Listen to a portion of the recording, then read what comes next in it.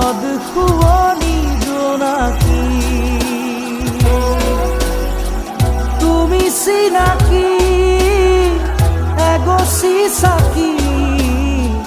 যেন পোহৰৰে পক্ষী আকাশী ৰথেৰে আহি নামিলা তুমি প্ৰেমৰে বুৱতী এটি সুতি হৈ অচিনা দেশত আছিলা তুমি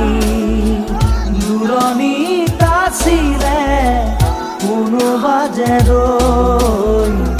অচিনা দেশত